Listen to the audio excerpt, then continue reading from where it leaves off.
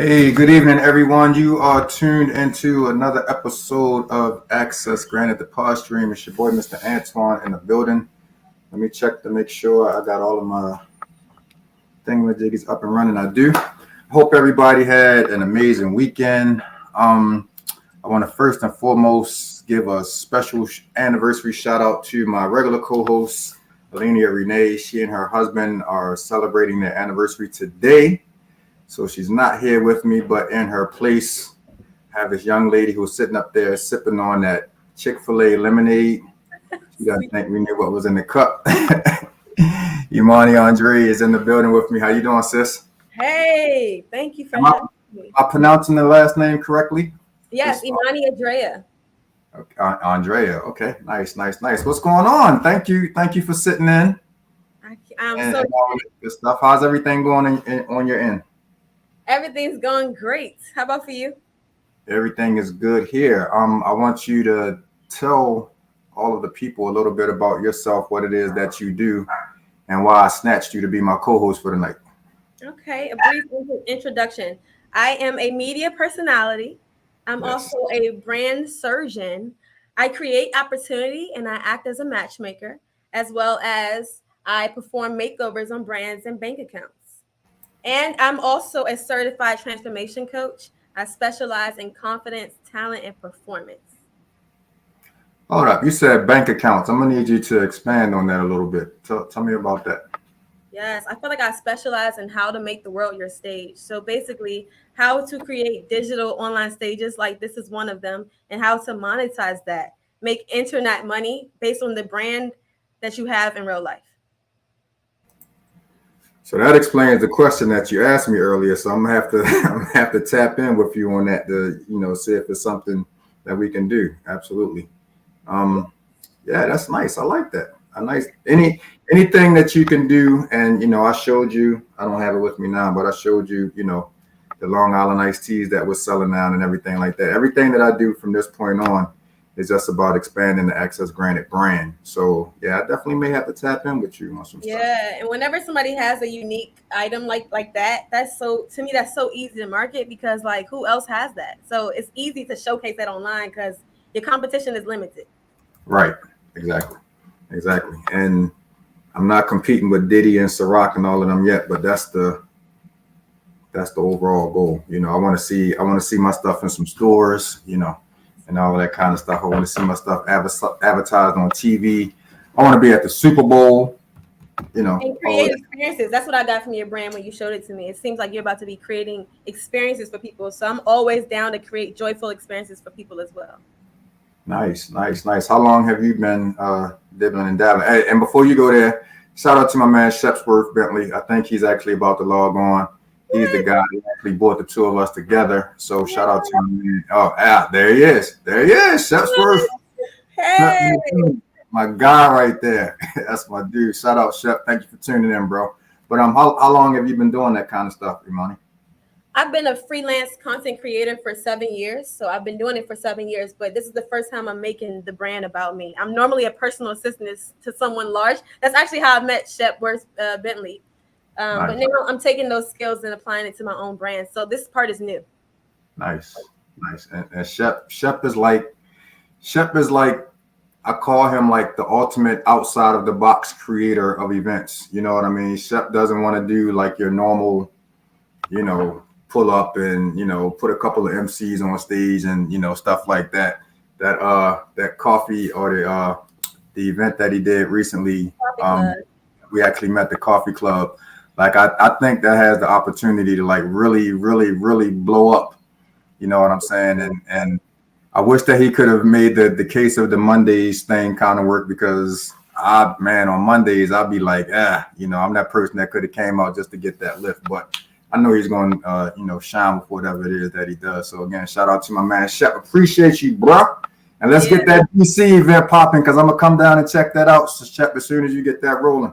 Yeah, me too. Definitely. So in the building with us tonight. Let's go. Let's go. Let's Good go. look.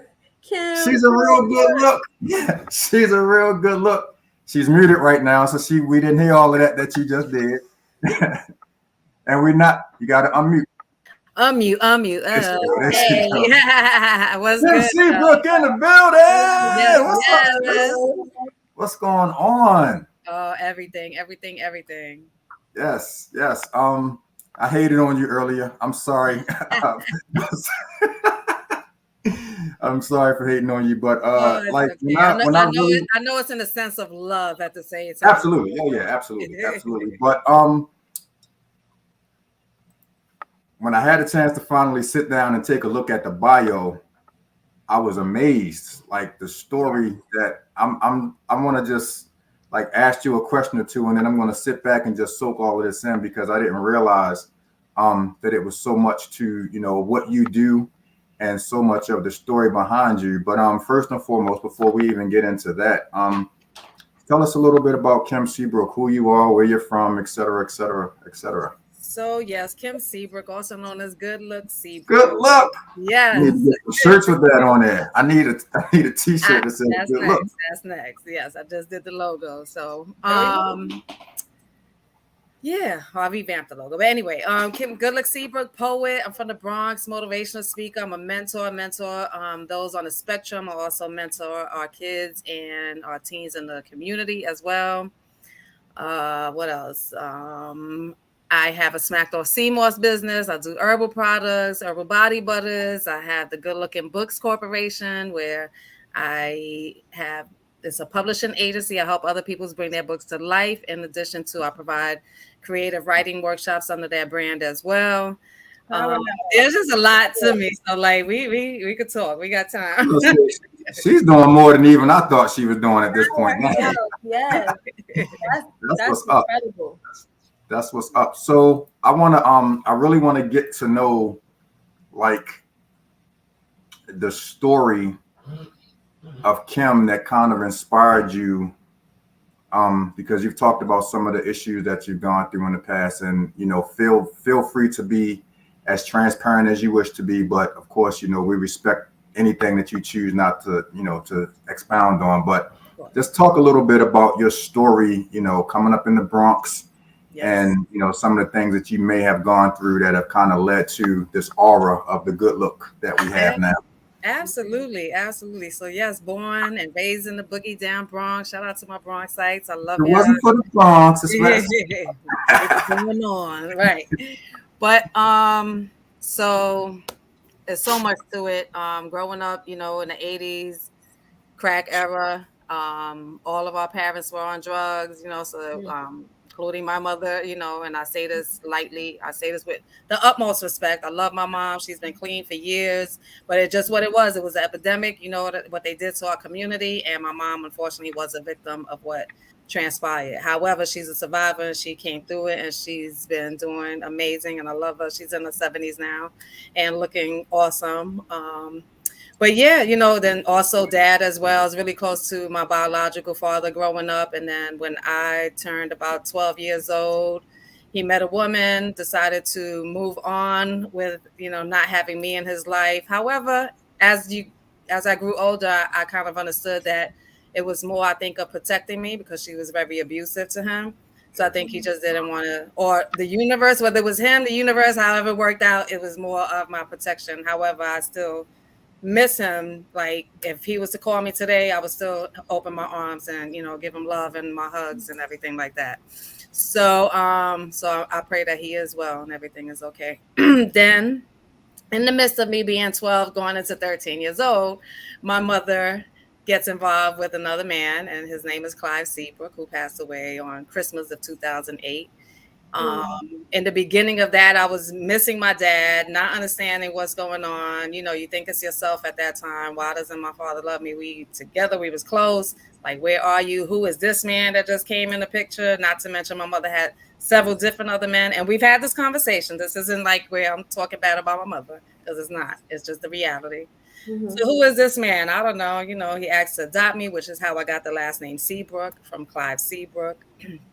Otherwise, my name would be Kimberly GoodLook Ruiz. I don't know if that would have worked. Doesn't quite have the same flow. I would have done something else. But so eventually I learned to love him and appreciate him, and very thankful for the time that he chose me as his daughter, you know. And so that happened, and then you know, very angry teenager, didn't know, so hitting the streets, acting up, smoking weed, drinking, partying, doing whatever. And then that seeing my mother also be in an abusive relationship prior to him, after my father, it was. Hey Kim, can I stop you there for a second? Yeah. I want to backtrack a little bit, and I think that this is an important part to talk about before you get too far in your story, because you talked about, you know, growing up in the 80s and the crack era. And I remember being in college and watching the movie New Jack City for the first time, and not realizing like how real the crack era really was. And, you know, when I have the opportunity to talk to a lot of young people now, and they're growing up in like the heroin era and the fentanyl era and all of that stuff, and they think that like this is something new, I have to always, you know, take them back and give them a reality check of how hard the crack era really hit this country, how hard this crack era really hit the Black communities as a whole. Absolutely. So, you know, from a from a Bronx standpoint, like, can you talk a little bit more just about, you know, how that area was, you know, during that time, outside of, you know, just your mom being affected by it? Oh my God, it was like everybody was just zombies. You know what I mean? That's exactly what it was. However, what I do appreciate in that era was that we had community regardless of whatever the situation was going on within our families. If the lights was off, you got the neighbor. If you didn't have no food, the neighbors would feed you. You know what I'm saying? If I was acting up, I would not act up around Miss Carol, because Miss Carol would whip my behind too. You know, so that's like the positive part that I did see about growing up in the 80s versus what we do not have now, unfortunately.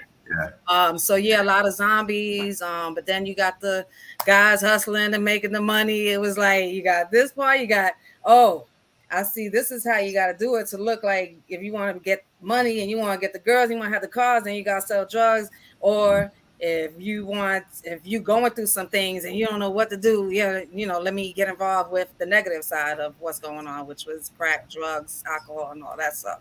So it was rough. It was rough, but then again, like I said, there's still something positive that I got out of it, and that was community, which we do not emphasize it again. We do not have now, unfortunately. Yeah, absolutely. For me, I'm sorry, Imani. For me, being from Baltimore, a lot of the questions that I get for people that just meet me for the first time, they ask these questions about The Wire. Yeah. The actual show, The Wire, which was, you know, filmed predominantly here. And they ask about, you know, just that question of how realistic it is. And, you know, I got my man Shepsworth on here who may want to chime in, you know, as well. Outside of the fictional characters that are on there, and I'm going to put fictional in quotes because a lot of the characters from The Wire are actually based on actual people. But a lot of the situations that they went through on that show were so real and so, like, literally hitting me in the face sometimes, you know what I'm saying? And it was hard to, and I want to know if you agree with this, it was hard to navigate during that time to not get caught up, you know, either on the selling side or the using side, you know what I mean? Exactly. Like, it was really hard because literally every single place that you went in the city, And also, like you said, a lot of your family members were always just literally caught up in that. You know what I mean? Mm-hmm. Was it hard to navigate for you as well? Yeah, of course. Not even just the crack, just a whole bunch of things that you see in your household and in your neighborhood. Domestic violence, like bad relationships, no communication, things like that. It was definitely hard to navigate. And being that, I did end up using cocaine, and I thank God that I didn't take it to a next level. That actually what made me stop, because there's a poem in my book, which is called Her Name is Cocaine. It explains the story where my Okay. ex had wanted to start using that. He called me on the phone. That's when I was like, peace, I'm out. You know what I mean? So I'm thankful for that part where I know I had to stop before it did become something that Yeah. wasn't conducive to my life. So Yeah. yeah, so Thank and then I did the you. other side. I did the hustling. Now, I'm a convicted felon as well. So it's like, yeah, I am that part. I am definitely a person who has been affected by the community. However, I'm thankful that I was able to get out of it. And I wanted to touch on that real quick because I did know about the convicted felon part, and I wanted to, kind of piece that in before you got too far into the story because I know that that all plays a part. And Imani, that's my wife that loves your locks. Oh, thank you. Absolutely loves the locks. So go ahead, Imani. I know you had a question. I just love that you're willing to be transparent about your story. I love messy stories. Personally, I relate to it. A lot of your story sounds like my story, to be honest. So what I hear when you talk about your parents, and I love that you're able to show compassion to them now, but it doesn't take away from your inner child experience that happened to you. I hear a lack of stability, and I know how hard it is to like rewire your nervous system. When you grow up with a lack of stability, it follows you in your relationships, in your business, and the way you think and what you aim for. What has been something that you've had to do to reprogram your mind to go from this girl who knows that there's no one here to protect her to who you are now, where you're kind of like the hero of not only your life but the youth that you speak to? Poetry was the first thing. And then as within the past few years has been learning to meditate and changing eating habits and changing environmental, where I hang out at, who I be around with. But initially poetry was my therapy, and that's how it all started. And that's why I do what I do today. Mm. And so, how did you even let yourself be sensitive enough to even write poetry? Because coming from the hood, a lot of people from the hood don't even allow themselves to write in a journal. That alone feels too sensitive for them. Absolutely. Yeah, 1,000% correct. Because growing up, my mother used to always say, tell me, tell me, what's going on. And as soon as I start to speak, you'd be like, shut the F up, shut the F up. And I'm like, okay, hold on. So you want me to talk? You don't want me to talk, which actually led me to be very closed and not express myself at all. So that was hard in relationships. That was friendships, not so much. Like I would be open as far as friendships, but I think more relationships or anybody that I don't know, that I would not be able to. So it's kind of weird for me to be a wordsmith and a poet and some motivational speaker when I was constantly told to, not speak. And what else did you ask me? I'm sorry. Um, How did how did you go from being a hero to your own life and the youth's life? Yeah, so again, writing. Before I became a poet, I used to reword hip hop songs and I would transfer it into my own words. And Nice. that's how I became. But it was just that one day when somebody asked me to write a poem and come on stage, and it was the perfect timing. I'll never forget. I was laying on my bed, I had the pen and pad, the sun was shining through the room, and I had wrote about that poem that I stated that I did the first time on stage. And when the women were saying, wow, you're speaking exactly what I've been through, but I didn't know how to say it, I knew that, okay, now I can be a voice for others. When I seen the men actually being on my side and not defending his behavior, then I said, wow, then I could still be an influence, or I could still, I still have protection. I'm still not alone in the situation. And that's what helped me to keep forward and doing what I do. Yeah, I love that. I Thanks. love that a lot. What's Um, like the age range that you were at when you started doing the poetry? Because I think we kind of stopped you at like around 14. You would get ready to get into another part. So Not, 14 through 17, I was in high school. I wasn't really doing, well, I wrote, but it wasn't what's funny is that a lot of people be like, Kim, you used to write all the time. And I don't remember that. You know what I mean? Like, I know I would do stuff in my house, but like for them to see me in school, they were like, no, Kim, you used to write all the time. So there's some things that I really don't remember. But when I did perform the first time on stage, my son is 23 now. He was about maybe 7, 8 years old. So I was in my 30s, basically. Yeah. I'm not sure what happened, but we're getting the echo from you now, Kim, all of a sudden. Yeah, I don't know. I don't have anything else on. Hello? Is that better? I hear Can you. you turn the volume down a little bit? Yeah. Is that better? Yep, that's better. There we go. Okay.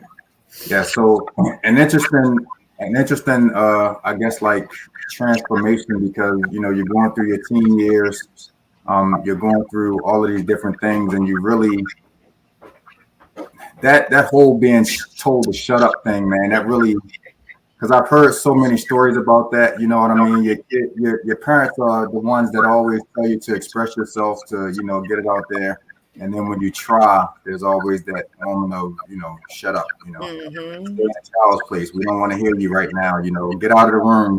We're all adults here. You're not supposed to be here. So on and so forth. I mean, was that like a really hard process for you to like go through to just be willing to open up and get it out there? It was super hard. That took me a very long time, and I'm thankful for the poetry. I think somebody else is getting feedback too. It's not just me.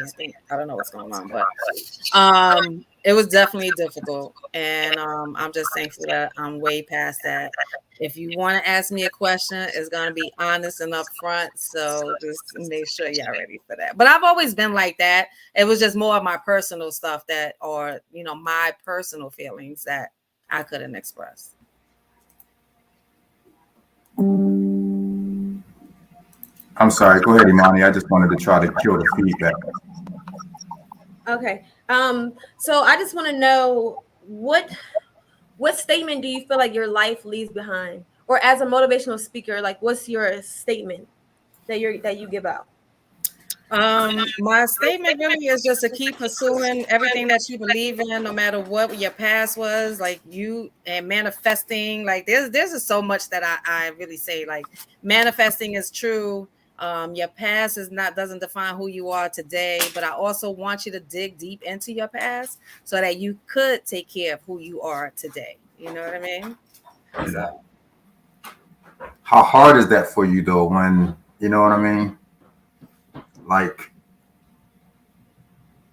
at some point you get to the point where you have to start being totally transparent. You have to be true to the story that you're trying to tell. You have to be true to, because I feel like the only way that you're going to heal, the only way that you're going to get through certain things, is when you become 110% totally transparent. Was that like hard for you at that point? If I can go on stage the first time and talk about me having an abortion, me leaving an abusive relationship, me having to deal with people who are Christian or, religious and talking about me, then I can say anything that I want or anything that I've been through, rather, and as long as I know that there's somebody who really needs to hear it, I'm not concerned with anybody else. That's so good. That unlocks something in me. Because I have a story like yours, but I'm not always as open about it. Just because I'm scared of who's in the audience, like a corporate person, I think it's too messy for them. One of the things that I love that you're able to do is speak of the story of your parents, but still show the compassion. I sometimes get scared to tell my story because I'm like, a part of your story is not just you. You are speaking of other people, and they may not be that open to share it. How do you get to that point where you're able to share your story, even though it involves other people, without like feeling like you're snitching on them? Well, I mean, they know who I am. So y'all either like it, love it, or don't. It is what it is. It's my story. Everything is real. I try to be as compassionate as I'm sorry, as compassionate as I am to other people's feelings. Yeah, he always wants to be in the mix of something. And but at the same time, I have to understand that my feelings are valid and the things that I've been through, and it needs to be told. And that's just. Yeah.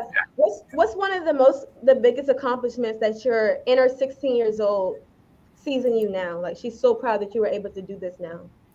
I am doing the exact thing that other teachers, and I don't want to get emotional, were doing for me. So, my first year of high school, I was in a bigger high school called Julia Richmond downtown, and then I got kicked out and went to a smaller school, which is called Bronx Regional High School. And it's exactly what I needed. Smaller classrooms. The teachers were cool. They understood what we went through. It was people who are right in our community, and they loved me. There's a poem in my book about one of my teachers who passed away a few years ago. They took care of us. Like it was everything that they were to me. I am now to my students, and so I'm so thankful where I'm at right now. That's incredible. I always say the teacher has such an important role. A teacher can either make or break your confidence. Because I know people who that teacher is the reason why they did drugs because the teacher said they was going to go to jail, or like you, the Yes. teacher is the reason why they believe in themselves because the teacher told them who they were. Is there a youth that speaks out to you? You don't have to say their business, but someone who like they confirm that why you're doing this. This youth, like you made a difference in their life. Absolutely. There's actually quite a few. So my first workshop that I started was before the pandemic, and I was in a school where young girls. Sorry if you hear something in the background. I was in a school where young girls were actually in the system, in the foster care system and the judicial system. And this one particular girl, even though I made an impact on all of them, because I remember another girl who came in the first day like this, and then at the end, she wrote me this beautiful poem about how much she loved me being there. But the other young girl, I remember her coming down to the class and saying, I was having a bad day and I wasn't going to come. But then I realized what day it was, and it was you coming, and I knew you would make my day better. So that's why I'm here. So, and Wow. yeah. Wow. That's one of those, if you can only reach one kind of situations, it makes it all it makes it all worth it. Wow. And that's important because like even with me performing or doing events, there's some people who are always so concerned. Well, there's only 5 people here. I've had this in my ear before. Like, so what? If you hit one person, that's all you got to do. It's not about how many people are here. It's how much you can make the impact. That's what matters. It's not the quantity. It's the quality. Let's make it happen. So yeah, It might be the one person that needed it the most. That's exactly. thing I'm trying to learn. It only takes one. That's literally what I say. It only takes one person. So, what's the accomplishment in your 2023 that what will be incredible for your future? So I like to think about the future, but I hate that question. Where will you see yourself 5 years from now? I don't know, but I do, but I don't. You understand? Because so many things changes. And however, I know that I want to continue to my workshops. I also want to do workshops in other different islands and countries as well. I want people to learn about different cultures in addition to mixing the poetry and the writing with it so that they can express their experiences. I recently just learned about Puerto Rico, and I'm 46 years old. I've never been until my friend took me the year before in October, and I took myself last year to actually learn about why Puerto Ricans left, why y'all came to New York City, why y'all left your homes and your land and everything like this. Like, I didn't know anything about that. Like, I felt like the oddball Puerto Rican and my whole family.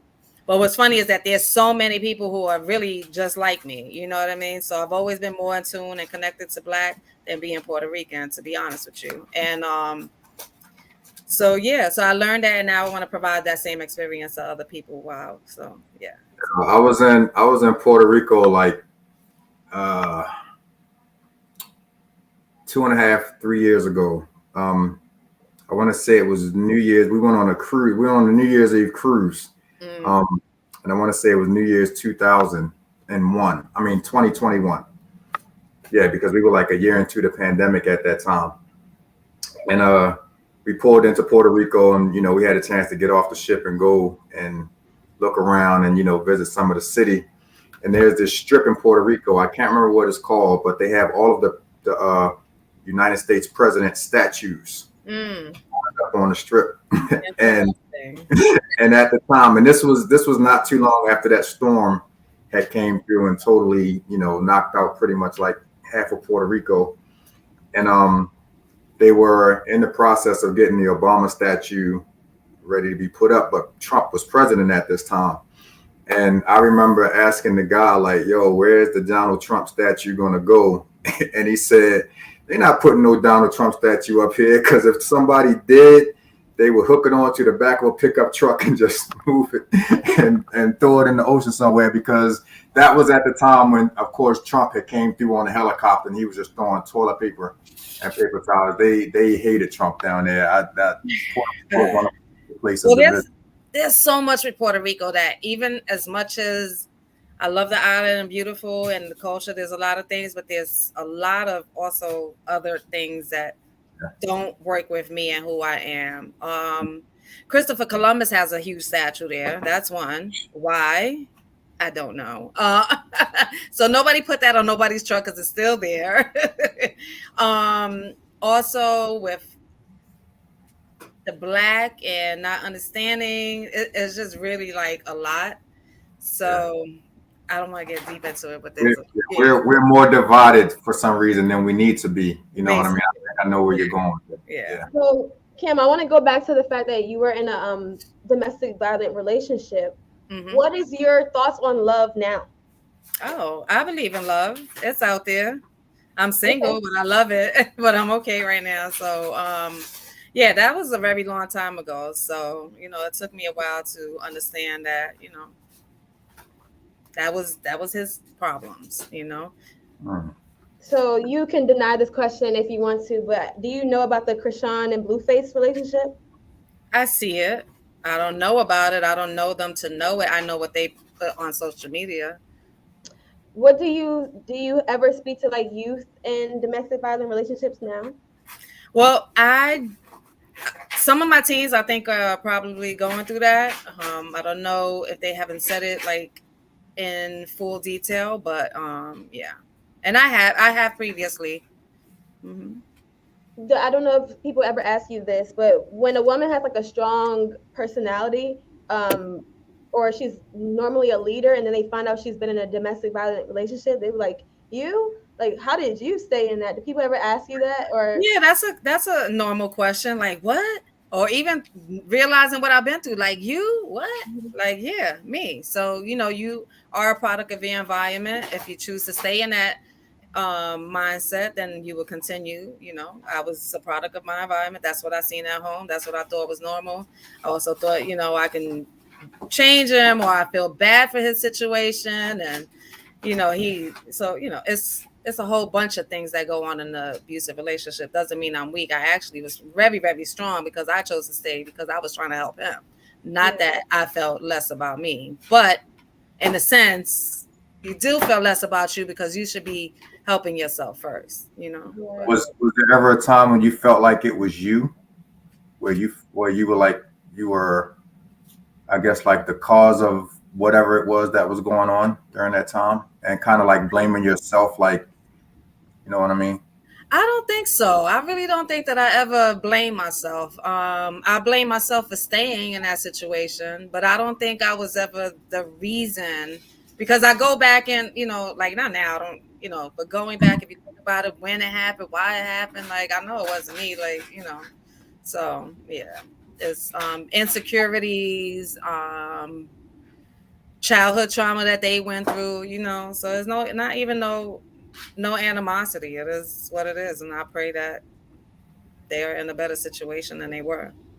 Did you come across a life-changing situation while you were in jail? So I didn't serve that much time. I was only in there for like 4 days. They did leave me with first offenders. So I was in there for 4 days, and but I was on probation for 5 years. That was annoying, but so yeah. It is. That's not even enough time to get processed in 4 days. Right. Have you ever had the felony is a big thing. It is definitely challenging. I'm telling you, it was difficult. Oh, I saw you speaking about that on your Instagram, actually. You was talking about how you've been trying to be a youth speaker in schools for a while and you couldn't because of the felony, but now you just got the opportunity? Well, I got the opportunity right before the pandemic. Okay. But then the pandemic hit and it had to stop because there was no more in-school sessions and things like that. So now everything has been lifting back up since a little bit before the new year. So you're still trying to speak to the youth. Of course, that's what I do. Oh, that's what Mhm. you do. So Mhm. how do people know? How do people find out about you? Like, how do they know you do spoken word, and how do they know you're a motivational speaker? I mean, social media is one, but I'm pretty much all over the place. So that's how, and word of mouth, like, oh, this person told me about you, that person told me about you. I'm active in the community. I do a lot of things, so that's how. Mhm. Is there anything in particular you know or that we should know about kids in the foster care system? Well, they definitely need some good people to take care of them. People don't need to be involved in it if it's just for money. We need people who definitely are there to make a difference in their life. Yeah. Yeah. 100%. That's a very important. I actually went to an event over the weekend where a person that I grew up, a young lady that I grew up with, that I consider to be a sister, had a celebration because she just became an official parent. You know, that the adoption process and all of that stuff went through of a child that she brought into the foster system, and she just made Kim. You just made a great point because I hear stories about a lot of people who literally just get into that for the financial standpoint of it. And, I haven't done any research, so I don't know, but I heard that they make, really good money. I heard the state provides them with, a lot of money and a lot of resources. But if that's the only reason that you're into that, if that's the only reason that you're doing it and you're not there to like really help those kids because you have no idea what those kids have been through once you bring them in their house and they need someone, even if it's not going to be a long-term thing, they need somebody that's going to temporarily, guide them and just nurture them and just love on them, for a while, just to get them to whatever that next step may be, whether the next step is with you or whether the next step is somebody else. That's a great point.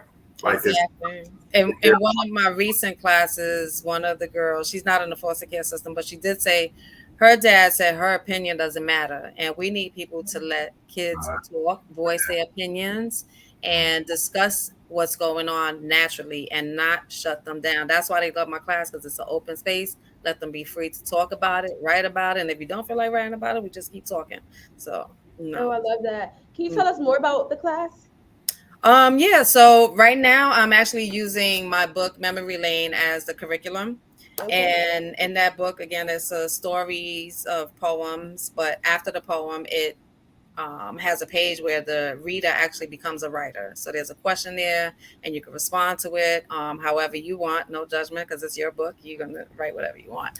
But when I use it in the classrooms, that's what we do. And then I have them talk about what I just read or what they just read, and just discuss their situations and if they're familiar with anything like that. Like even one of the poems I did in the recent class, her name was Cocaine. That one, the kids were talking about their addiction. It doesn't have to be drugs. Oh, One was wow. alcohol. The other one was playing handball, and that's why he never went to school. Like literally, just to get away from his home, he got addicted to playing handball. And so it's Wow. situations like that. Yeah, that's memory lane. And show them how to use their words differently, how to be expressive. Don't be Mm. afraid. Everything also doesn't have to rhyme, but if you do, it sounds, but there's always still a way to make it flow and it doesn't have to rhyme. So those are things that I show them too. What? Self-esteem, when they say their poem, to speak it with confidence. Don't question. Like someone was reading and he's like, I'm just going to say, okay, I changed the mic. Like he's questioning it. Don't question your words. Say it. Those are your words, your feelings. Express it how you're supposed to express it. Don't question it. So that's like another thing. Self-esteem is a big thing. That's incredible. And so I'm also about the journey. I know that it was probably hard to get into school or get permission to even talk about that because that's one of the things I'm having difficulties with. Speaking about those topics, when you go in the school system, you're really going by the school system's rules. You really can't talk about everything you want to talk about. How are you? How did you do that? Literally. So again, I'm in a transfer school. A transfer school is a lot different than a regular school. Those are kids who are dealing with real life home issues, and I guess it also I gave them what I got and what I do, and they love me and they wanted me. So yeah, so That's big. That's big. I have to find another way. That's what I want to do, but I've been running into the difficulties. So I've moved to online because I'm like, it's no rules online, but I know we need to talk about this. So I'm proud of what you turned your story into. It's a big deal what you're doing. Thank you. Mm-hmm. Shout out real quick to my bro Thomas Lane. He's tuned in with this. And this shirt that I'm wearing tonight from his released project. I'm glad I finally got a chance. Yeah, shout out to my man Thomas. He has an absolute amazing story. So I want to know when you started switching over and doing this hip hop stuff, man. How did this come about? Well, first of all, I was born hip hop, so I ain't switch. Yes. It wasn't for the Bronx. Okay. Yeah. I'm gonna be very honest with you. I don't do poetry clubs. I don't go to many poetry events unless it's like, anyway. Hip hop is my inspiration as far as poetry, and if you see you just glowed, you just lit up when you said that too. So. Hip hop has been my inspiration. Like I said, back in the day when I was a teenager, I would switch songs and make it into my words and things like that. So, and if you hear my work, you'll see that it's more hip hop influence. Like the first time my son seen me perform on stage, and that was in Harlem, like 7 years back. He was like, "Ma, I thought you just might as well start rapping." Like, so the way I feel is more hip hop influence, not. Oh, what was the first song you switched up? And do you remember the lyrics that you switched to? Hey, come on now. Well, one is nasty, so I don't know. Hold on, what was the song that you switched? Damn, what was it? I gotta get back to that. I'm gonna get I'll back. Take Your Man or something like that from back in the day. Girl. We're gonna get on that one because I can't remember. But I remember, I can't remember. It'll come back to me. I'm gonna let you know. But another one is Roundaway Girl. I need a boy with some braids in his head, Timberland boots, at least 2 pair, a Shirley coat, and a bad attitude. So something like that. I love it. I love it. I think Jay-Z has the most swag on a track of all time. Who is it for you? That is a good question. I'm such an old school head. Damn. Swag on that question. Jay-Z is coming effortless. He just know who he is. He don't even try. I mean, he's a Sagittarius, so I give him that much. But I mean, I don't know. Big Daddy Kane was a little more. Big Daddy Kane was more effortless, and then LL, and then my man, double DYK, dramatic, Asiatic. Unlike many, I'm different. So don't compare me to another. Right? That's one person I love. Nice and smooth. I actually know them. They're dope. More in tune with Smooth B peoples. But yeah. So hip hop has always been actually. Go on my YouTube channel. I got a real dope interview on there with Smooth B. Oh, me too. I got an interview. It's a written interview, but I got a. Yeah, I got a real dope. I'm gonna definitely check it out for sure. Thomas Lane wants me to give you his information, and I understand why, because I think you would be real dope for his show, as well. So I'm going to connect you guys. Absolutely, yes, I would love that. Thank you. Yes. So how do you? Public speaking is an extremely scary thing. So yeah, you have an incredible story, but how do you go from incredible story to being willing to get on stage and tell it? That's still scary. Like I said, if I can do what I did for my first time on stage, then I can do anything. Yeah. So, but you know what? No matter what you do, even when I go in the classrooms at first, your first day, like my stomach is turning, I still get anxious. I'm not saying like, I just go up on there and like I could just do this. No, I still get anxious. I'm still, and that's a great thing. You're supposed to feel that because you want to make sure that you send the right message and you feel the right message in return. So yeah, I still get butterflies in my stomach and I still get a little nervous, but and I feel the energy. And then I don't even like even in my curriculums, like nothing is planned. Like I have to feel the energy. Like I could say, I want to do this. I'm thinking about do this, but let me feel the energy because I may do this separately. So that's how I do my work. My work, my speaking. I deal with energy. Yeah, on that level. I love it. You seem to have a lot of confidence. You have a specific. She's from the Bronx. Is that what it is? Is it because you're from New York? I thought something had to happen for you to get the confidence. You said what? Is it because you're from New York, or do you tell I yourself? mean, New York, we something special, My dad's But from Brooklyn. They do have a New York like aura to them. They are a little bit more. New Yorkers are the only ones that I know that have more brashness and cockiness and arrogance and confidence than people from Baltimore. So That's why I love Jay-Z. I think it's a New York thing. It's in his family. so Literally. how did the workshop with Chip come about? Oh man, so Chip Fu. I've given his roses thousands and thousands of times, and here we go. I'm gonna give it to him again. So I had a radio show with my homegirl Della. It was called Keeping It 100 with Kim and Della, and we wanted to do an old school hip hop, old school versus new school. So somebody had connected me with Chip Fu, and then we had Ralph McDaniels. Oh, legendary. Yeah, we had that was a legendary show with some new school artists. I think Hattie Rax was in it. He's a Bronx rapper, and someone else. And so yeah, he accepted the offer, came to the Bronx to the show, and we vibed. And he was telling me about his workshop, which is called. So let me piggyback. Before I met Chifu, I had with my poetry. I said I just don't want to perform everywhere. My goal is to definitely have workshops in the school. So when Chip Fu was talking about it, and he was like, "Yeah, I have a workshop. It's called M.A.A.T.H, M-A.A.T.H, and I hope I don't get the A's mixed up, but music appreciation, arts, time, and healing, or it could be music, arts, appreciation, time, and healing. But those are the words for the acronym." And he was telling me what he does with the kids, and it's writing, music. We do video, and I was like, "Ding!" I don't have a problem asking. Closed mouth don't get fed. So as soon as the show was over, I was like, "Yo, Chip Fu, I really love what you do. That is my whole goal in life. Is like once with this poetry is to do workshops, provide workshops for the kids in school as well."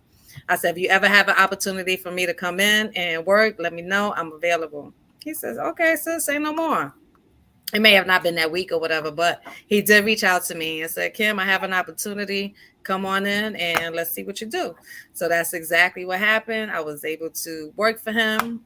He paid me everything, gave me my money. It's not even about the money, but I mean, back then it was really hard. I was really struggling. I was homeless. I had given up everything to pursue this career for this particular reason.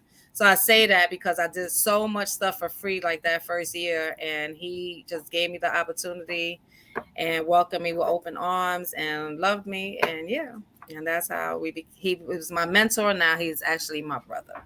Yeah. And that's dope when someone that's in the position that he's in, as far as being, someone who was pretty dope hip hop scene back then, that they give you that opportunity and give you everything that you deserve and not try to get anything out of you, Right. Right. Because I'm Chip Fu. You want to work with me? Yeah, come. Right. Whether it be personal or otherwise, because we know how the business works, and it is what it is. And for somebody, and it doesn't surprise me that he even was straight up with you and gave you the opportunity. But he just seems like a real dope brother, somebody that you can like just go and hang out with on a Friday night and play spades and eat Chinese food or something. He really is amazing. He's genuine. He's thoughtful. Just everything about him. Like I said, I give him his roses. I am so thankful for what he did for me. Again, I was like I said, I was struggling in a great way because I purposely struggled. Like I got fired at my job from 2016. That's when it all started because I was already doing my poetry and it was banging. Everything was going good. I was living in Connecticut, but I was back and forth to New York all the time. So when I got fired, I was like, well, screw y'all. I'm just going to pursue my poetry career. And not only that, again, I got to emphasize that everything I manifested, everything I said, I manifested. I'm going to have my workshops in schools. My son was in his last year of high school. He was like, "You're not looking for another job. What do you mean?" Like, he knows me. I'm a hustler. I sell cigarettes. I'll sell CDs, DVDs. Like, I'm serious. Like, I'm going to get this done. And he was like, "Wait a minute. What? So what do you mean?" I didn't want to move him again because 2 years before that, we was living in Atlanta. And so I was like, he stood in Connecticut to finish his last year of high school. I was in New York, staying place to place, didn't know, where I would sleep one night or some nights in the car. But I was putting my name out there. My name was every single way. I was opening up for famous comedians. That's where it initially started. And then it just, finally got to where it's at today. So yeah, yeah. Now I see you. That's how you have the confidence. You didn't have a choice but to show up for yourself. You don't have a choice. I didn't have a choice. Wait, hold on. That type of confidence, there has to be something that gave that to you. Okay, you slept in, you were homeless Yeah. for a time. I was homeless for 2 years, and then we went into. So then there was a point where my son was like, "All right, mom, I graduated high school. What we doing?" So I was like, I worked in the car business for years, and I know I could get a job like this in a heartbeat and make thousands of dollars easy, and get an apartment like this easy. So I said, these are my two choices. I said, we can either try to figure out, know someone who could get us in a shelter, or second, I could get a job to Marvel. And I put my resume out that day that we had that conversation. They called me. I promise you, they called me that next day for an interview. And my son really. Yeah, that's a lot. That's a lot you just said. That's He a lot. trusted and believed in me, because at 17, 16, 17, I didn't believe in my parents, So for him to trust me, believe me, and know that I would set out to do what I plan to do, that's my dude right there. Yeah. And what I hear is how much you trusted and believed in yourself. Because to even do all that when you have a child, and Right. to believe in poetry, when people don't believe in poetry now with a job. So to have a child, have that past, you probably never even seen someone succeed in poetry. Like the vision. No, I did not. I promise you, I did not. Yeah, your son probably believed in you because of the vision that you had in yourself. So that's Absolutely. big. Absolutely. So yeah, shout out to my son who So he stuck it out with me, So how important is it for you to instill that same grind and that same hustle in your son to, so my that son is everything that I am. Yeah. Definitely. So even, when he does music as well. So he's pretty well known in the Bronx. He does the opposite of what I do, but he is only 23. He'll grow. But he's very smart. His words are like he was all right, I'll give you some words when he was like 8 years old, and his first time he was on the mic. I'm the earthquaker, the ground shaker, the money maker. Like, I promise, he was like 8 years old. I just reposted the picture with him in the studio. So yeah, he's and I remember when I used to write my poetry, I'll be writing, I'm gonna go write too. He was little, I'm gonna go write too. And he would go do that. So to see his passion and his entrepreneur mindset. So yeah. Yeah. I was gonna say, go ahead, Antoine. I was just gonna say, and he has a story, that he can tell, because he's seen what his mom has gone through as a single mom, and all of the things that he's had to endure, because of the stuff that you've had to go through. So, when he really decides to like put that pen to the paper and really tell his story, it can be an amazing. Absolutely. He said that one time too. He said, I'm gonna say what we went through. Well, I'm gonna get that interview one day, and I'm gonna tell how we was in the shelter. He's so funny. Tell him come holler at me. Tell him you can tell that story up here. Tell him come. I don't think he's ready yet. He got to get to one next level. He said, and then he said he wants security and everybody. I love that. I love that. Yeah, well, I keep hearing you say two words. You said hustle and you said manifest. I feel like they have two different energies. Hustle is like, come, go for it. Manifest is like, wait to receive it. So how are you navigating between those two energies now? Or you don't? There's definitely no waiting to receiving it. You have to work for it. Just because you say, "Oh, I want to be a teacher," I'm not just gonna wait for it to come into my hand. It's just like saying, "Oh, I need a job," but you don't go out and look for one. You know what I mean? So manifesting is definitely saying what you want, but you also have to create it. You still got to put the hustle behind it, no matter what. Yeah, and I put that hustle in to manifest everything that I wanted. Yeah. So it's just about saying I am, knowing you want it, and then having the confidence to go get it. Absolutely. Got you. Got you. That's Love that. dope. I like that. I like that. I like that mindset. I like that thought process. Yeah. I think that's kind of the reason why I and Imani, we were talking about this a little bit off air before we came on. Like, I'm really going after this brand, like I'm really everything that I'm doing now, if it's not called Access Granted, it has to have some kind of connection with it, so to speak. You know what I'm saying? Whether it's the liquor, whether it's the merchandise, whatever the case may be, because I'm 53 years old. I'm starting to think life after retirement. You know what I'm saying? I'm about to retire from my full-time job prayerfully around this Yeah. time. And I'm Nice. starting to think of, and you have to be willing to go get it, because we live in a society where nobody's going to give you anything these days. If you don't have that spirit to just go get, you're going to be left behind. Honestly, I For see sure. it every day. I Yep. see it every day. I really try to encourage people to just, whatever it is, man, don't, because and I speak from a place of 20 something years ago when I had those dreams and wanted to do different things. And I was that person that sat back and didn't go and get it. And I think about where I could be now. And if I would have just, said the hell with it, I'm going for it. I could be on Oprah right now. Right. Yeah. Right. And that's why I spoke about her childhood, going from instability to having vision like that. It's hard because to even want or say that you want something, it takes believing that you can get it, and that's hard when you have never had something. Right. It takes a mind shift to even allow yourself to want something bigger than what you've seen. Absolutely. So I'm down for that. I'm always down for somebody being incredible. So what's next? What's next for Good Look? Um, okay, so again, we spoke about memory lane. So just like you said, you want access granted. Everything I do is Good Look Seabrook is the brand. Good Look is the brand. So we got the Good Looking books where I help other people create their books as well. So this is Enlighten Life and the Enlighten Life Journal. Her brand is Enlighten Life Candles. I remade the whole logo and brightened it up and everything, and help her create a journal to go along with her candles that she could sell with that.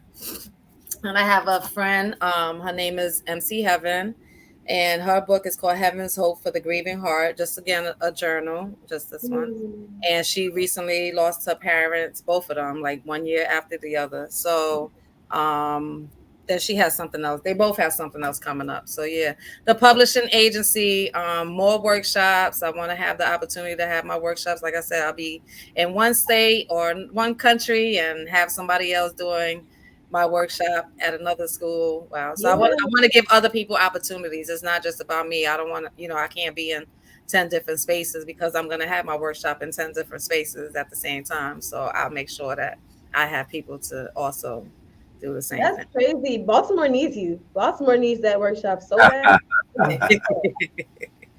Oh my It's God. funny that she said that, because I was literally sitting here thinking the same thing when you were saying that. So Wow. Well, Right. let's Ooh, they have a story make on it them, okay? happen.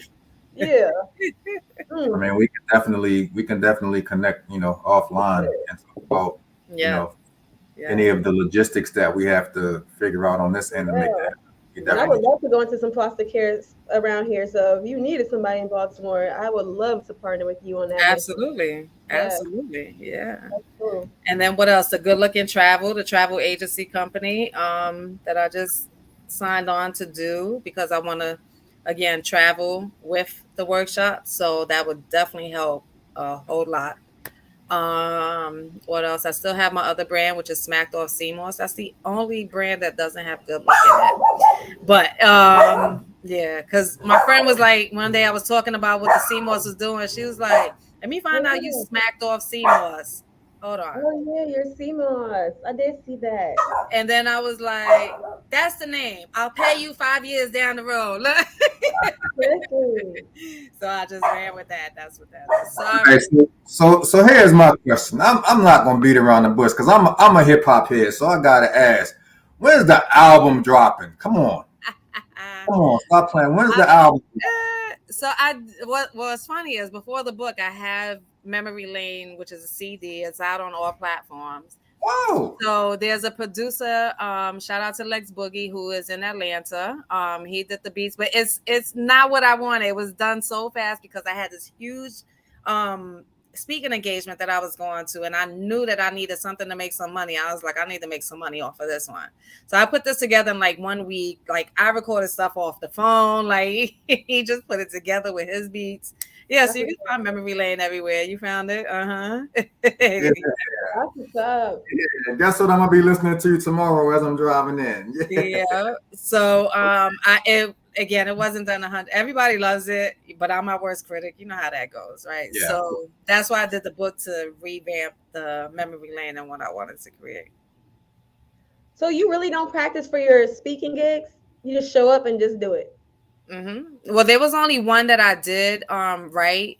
I was that was actually at the high school for the young ones who were in the judicial system. So before I actually had my workshop, they had me as a guest speaker there, and that was like the only time that I wrote something. But yeah, other than that, yeah. So do you know the intro already, or just everything is just straight from the dome? I mean, I think about it, I process it, Yeah. but pretty much everything is just organic. Yeah. I know. I keep meeting speakers who say this, and I'm all about rehearsal. So I'm trying to be that. I need to be that because the opportunities to show up, you don't have time to rehearse all the time. So I'm like, I can't believe that y'all really do that. That just seems so scary. Yeah. Let me tell you something, Imani, and this is real talk. Like since I've been doing radio and now podcasts since about 2014, I've had the chance to either attend and or host a lot of events here in Baltimore. And the goal of every artist is to touch the stage when they come into a venue, whether they're on the marquee or not, whether they are, whether they're from the fire or not. I believe that the goal of every artist is to touch the stage. You have to be ready each and every time you come into a venue. You got to be ready. I know. You are not lying. Hey, ready? You are not. There's sometimes where I be like, I'm not doing nothing, but then that mic will be like, yeah, and then that mic, yeah, and it's on you. Yeah. And I've gone to events where the person that was putting on the event 10 minutes before the show was ready to start, the host wasn't there, or he got a text and say he's not showing up. And a dude has hit me and like, bro, can you host the show? And I don't know who's on the show. Well, I know who's on the show because more than likely I'm there to support somebody. But even if not, you just have to be ready to just go up and just do it. And once you get to that point, every artist, every hip hop artist that I know in Baltimore travels with their beats. They travel with their show tracks. Because you just never know, it could be an open mic situation. It could be, a situation where you have 10 artists and 5 of the artists didn't show up. So that's, opportunities for people that's there to get on and do that thing. You gotta find a way to be ready. I'll give you a very good example. I was interviewing M.A.A.T.H for the magazine I was working for. And so the guy who owned the magazine gave me some questions to ask him. And all the questions that he asked, M.A.A.T.H precisely said, I don't want to hear nothing about this, that. I want to talk about this, that. And I had to switch everything around, and I killed that interview. Like I had to. So yeah. Yeah, I know that to be true.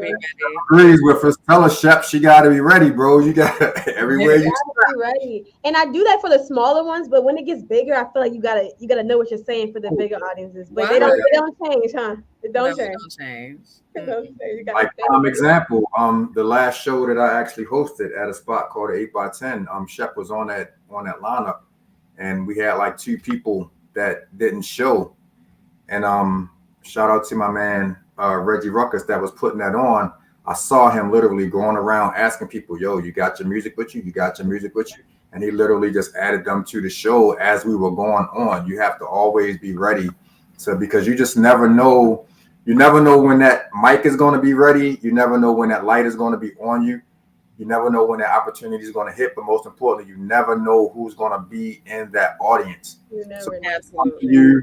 Like that 15 seconds, that 15 minutes, opportunity of fame that you have, that can make the difference between, Imani continuing to be here or Imani being there. You have to be ready. You have to. I swear. And you know, Westmore just had the inauguration in Maryland, right? Shout out to the first black governor of Maryland. Yes, Okay. and I was supposed to be in that room. I always say it only takes one. It only takes one room to change your life, one stage to change your life. Do you That know was that Oprah was in that room? And yes. she's like my number one person I want to meet. And I'm like, I didn't go that day, but you have to be ready because Oprah might be in that room. Like, oh my God. I was I mean, yo, if that doesn't teach you from this point on, Right. always Right. be ready. I don't know what will. I was Exactly. getting ready to say Cisco and a couple of those guys like DJ D Nice was there, a couple of those guys. Oprah was literally in that room. If you would have gotten on that stage and killed it, that you could be on, Yeah. wherever. You have to be ready. and then Why? let me tell Okay, you so let this. me ask you this: Why Yeah, didn't you go that night? Why didn't you go? I just didn't want to buy a $200 ticket at the last minute. But I'm Uh, like, now if I knew Oprah was in there, I would have spent that $200 in a right. second. Right. That's understandable, though. That Yeah, part. that makes sense. I thought you Yeah. just didn't go because of like stage fright or something. Like I don't know if I'm ready to. Okay. No, but then let me tell you this: the power of you sharing your message online. Because I just did a competition with Pete Vargas. You don't know who he is, but he was posting his message online, and let's just say no one was watching his TikTok for like a year. He had like only 15 people watching his TikTok. One of those people worked for Oprah's network, and now he's Wow. connected to Oprah Network show. So Wow. I'm like, the internet is a stage too. You can share Oh, your big time. You on have the to listen. internet. There's always some you don't know who is watching you on this thing. I'll be listen. I even tell my people, it's like, listen, you want a business or you want to entertain the foolishness? It's one of the two. Which one? What you trying to do? You trying like, yeah. And that's why your story is so powerful. You sharing that story too, because like I'm over here trying to keep my story because it's messy. And then God has been showing me lately, like a lot of corporate people, a lot of decision makers have an ugly story. So by you sharing Right. that, that could be why they reach out to you because Right. your story sound like mine. Like I you was have about to go there because and Kim, you being like the vet in this situation, please help her because it's like, yo, your story is messy to you, Mm-hmm. but I mm, guarantee you that there's 100, 1,000 more young black women that are Right. going that are living your same story. Think about the inspiration that you can be Yes, you if you can. open up and just decide to put that out there instead of just wanting to keep it to yourself, worrying about. mm-hmm. Who's watching and who's listening? Yeah. Imagine if Mary J. Blige never wanted to tell all of Right. the stuff that she's been through. Right. Mary J. Blige's best albums are albums about stuff that she's gone through. Her best songs are about stuff that she goes through. She's transparent enough to put that out there and be like, I don't care, what you think. This is me. This is me being my authentic self. Imagine how many, and Amani, I'm not sure how old you are, but I know you're way younger than me. You're probably young enough to be my daughter. Right. But just imagine how many young women just in this area alone that you can affect if you just go ahead and just put it out there. I think the problem is you're worrying about being judged. Mm-hmm. Those that will judge you don't need to be a part of your growth anyway. Exactly. Yeah, that's Exactly. good. The people that are going to accept you for who you are and accept your story, those are the ones that you want to keep around. So the more that you put that out there, the more that you can that's kind of like your filter.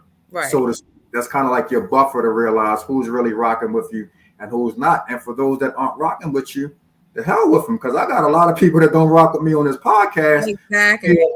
Like, hey, it is what it is. I got a lot of people that call themselves friends that hasn't purchased any of my, Long Island's, any of my merch, but I'm gonna still rock and do that Right. because it's my passion. That's what I want to do.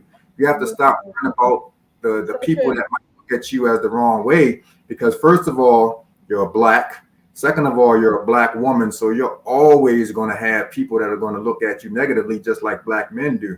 But when you can stop worrying about that and really just get into following your passion, following your dream, and be your unadulterated self, that's when you're going to be able to take stuff to the next level. And I think that's kind of where Kim is now. Yeah, you said that right on point. And also words are super powerful. I think you need to stop saying messy. Like, Yeah. your life is not messy. It happened. You grew from it. You learned from it. I would just maybe use lessons, or words are super powerful. The more you can say, you say it's messy. It's messy. You don't want nobody to see your messy room, right? You don't want nobody to come in your house. And I don't care. Listen, come on my look. You know how we do. Like, yeah. You know I'm busy. Yes, I got 10 pairs of coat or pants on there. So what? Like, but That's good. That's so good. however. It's okay to invite them into the mess sometimes. Exactly, It's okay exactly. to invite them into Right, the mess. exactly. Come have a seat. We push this to the side.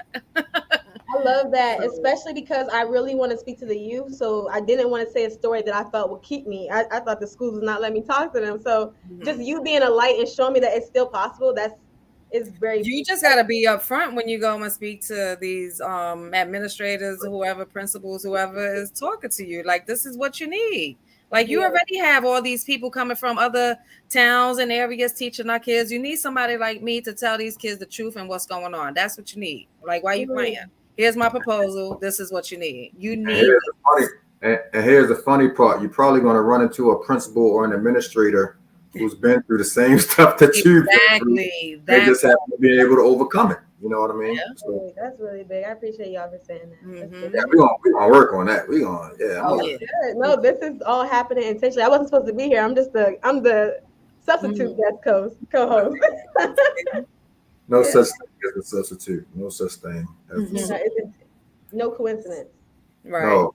And I truly believe that. So with that being said, Kim, you have all of your, you have your book and everything available all over the place now. Is there anything that you're working on book wise that, you might want to touch on a little bit?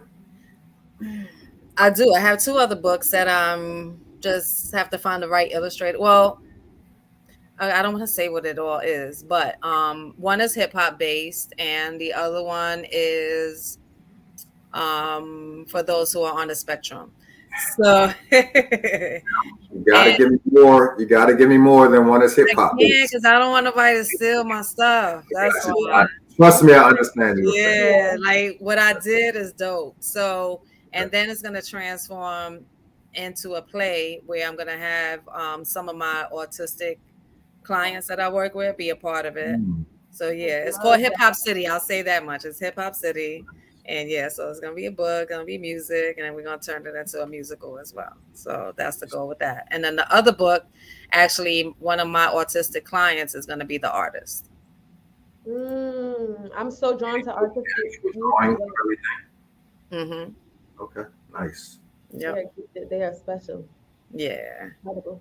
Yeah. And then some more personal things, but that's the next two things that I want to launch. And then I'll go back into something more in detail about my life. Maybe not so much poetry, but just more of a, Yeah, but auto- everything is falling. autobiography. Yeah. Everything is falling in under the good look umbrella.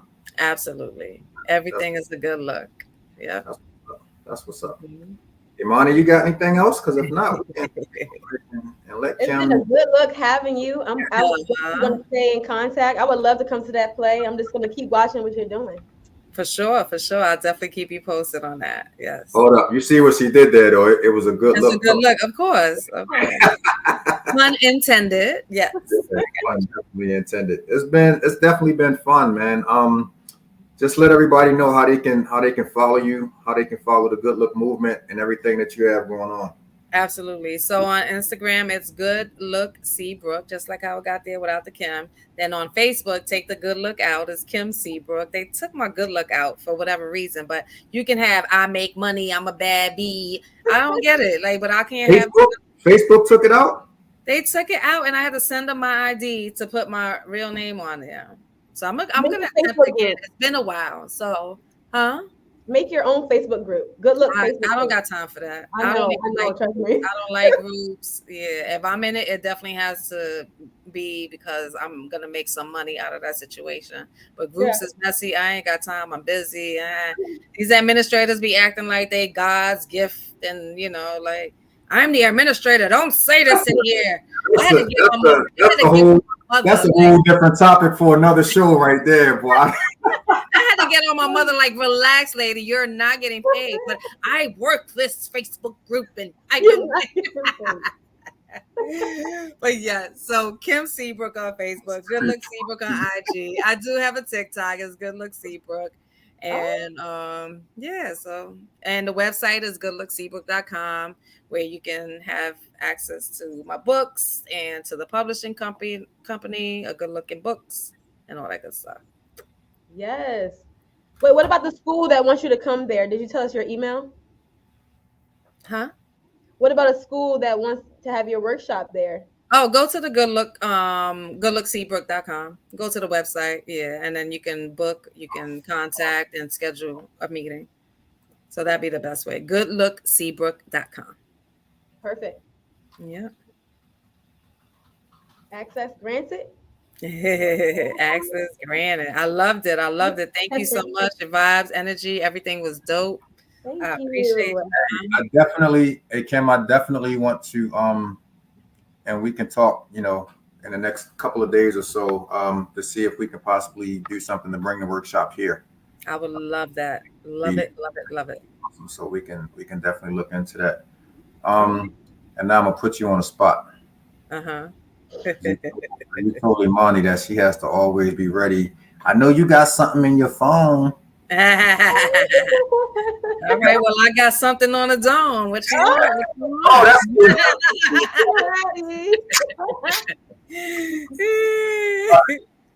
All right. I want to do something for the men. It's easy to, like I said, I like to show the difference. So this one is called "Got Damn." I can say "damn" on here, right? Yeah. All right. And it's coming from the male's perspective. So I'm so damn stressed. This world just seems to be a goddamn mess. Rent at $1,200, I make $10 an hour. Disconnection notice, I'm about to be without power. No heat in the house because I live in the slums.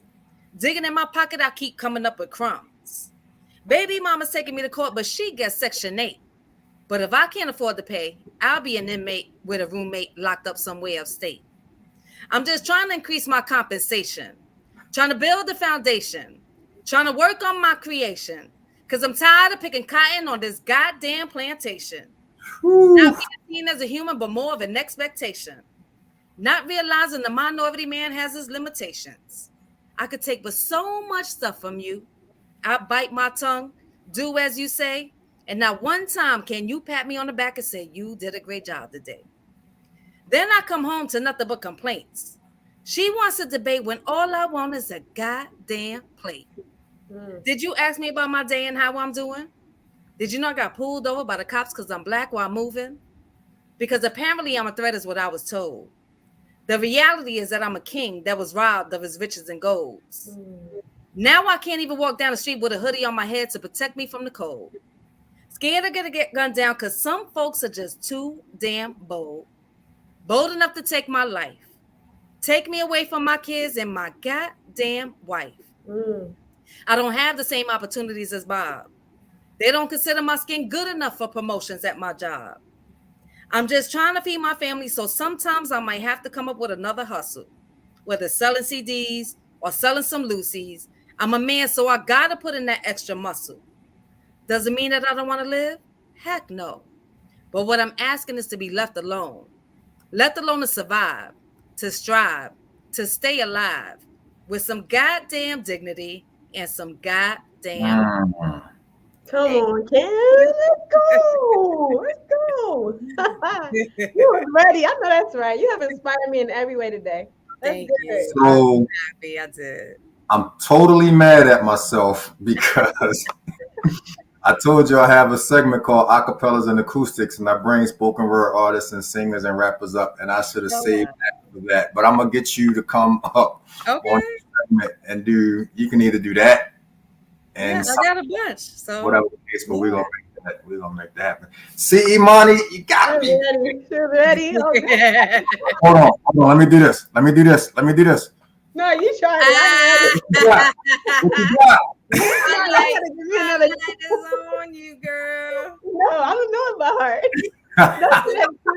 You got me on the. You tried it. See, you got to be all right. So here's the goal, Imani. I'm gonna get I you up to know. do a segment as well. All right, let's do it. We can do that. All right, Segment as cool. well. Kim, thank you so much, sis. I appreciate your story. I appreciate your transparency. I love when people just come up in here and be their authentic self and really let us get to know the person behind the name, whether it be the government name or the good look name or whatever the case may be. I absolutely love it. So I definitely appreciate you. Absolutely. I appreciate y'all too. Thank you so much. I had a great time. And thank you for everybody in the comments and the audience. I appreciate y'all. And I'll definitely, as soon as we get off here, I'll connect you with Thomas Lane. He does a great segment called Release. And I think that it will be perfect for what he does. So I'll definitely connect you guys. Dope. I'm You got anything else you want to say before we get you up out of here? Listen, man, just like you were saying, don't depend on your friends and your family to be your supporters. You focus on, you'd be surprised, like I said, who is watching. I had people send me money just because they believed in my brand and they never commented on a thing. Stop worrying about, they look at my stories. Nobody's really looking at your stories. I just happened to get on it and you popped up. Stop worrying about how many likes you got. Don't worry about if somebody didn't comment on that. Like, those things are so minute. Just be who you are. Always be authentic to your true self. Keep it real, keep it funky, and and keep pushing and keep pushing. I have to remind myself of that all the time, but I love it when I go and I look at the stats that your podcast and I have people in Switzerland and Australia and all that kind of right. I don't know a damn person in Switzerland. I don't know. Who you telling? Hey, shout out to the UK because they've been buying my books. I don't know who y'all are, but if y'all watching, shout out to the UK. Yes. Your friends and family are not the people you should depend on for support. She is 100% correct. And Chef's Worth is coming from definite experience with that. So yeah. Right. But yes, sis, I appreciate you. Time you want to come back and kick it with me, just let me know. Just reach out. We can definitely make it happen. All right. Stay hustling and stay manifesting. Thank you. You already know. We appreciate it. Hey, look, make sure, again, I want to give a special anniversary shout out to my sister, Lenia Renee. That's the reason that she's not here tonight. Imani, thank you. Yes, thank you, man. Thank you. This was so great, so fun. Next week, we will have my man, DJ Casper Bernstein, who is actually on tour in Japan as we speak.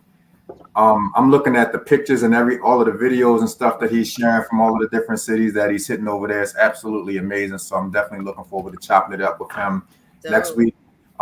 Make sure you continue to follow Access Granted, the pod stream on YouTube. Make sure you continue to follow us on Instagram and all of that stuff. You Twitch users, I need to get my Twitch up. So, share the show on Twitch and all of that kind of stuff. I wish I had the bottle with me, but I don't. But make sure that you continue to purchase that Access Granted Dirty Long Island iced tea. Shout out to my mix. I can't mess with no Long Island iced teas no more. Listen, I had enough for everybody in my day. I am good. I ain't messing with y'all. Give me something else to support, but I can't. All right, so I might have to figure out something else so I can send to you, though. Yes.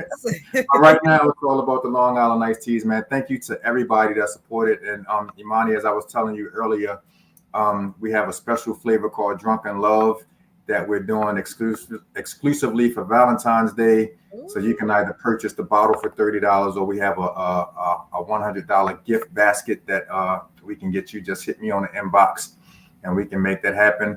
Thomas Lane, salute to you. Thank you. And that's it, man. I'm hungry. I'm ready. Me too. I came from a meeting. Yeah. Baltimore batting down because we are supposed to have some wintry weather coming to us tomorrow. So you guys make sure you stay safe and everything out there. We love you guys and we will see you. Baltimore. See you soon. We love you, folks. We love you. All right, man. We are out of here. We will see you guys. Access Granted, the pod stream. We are out. Thank you.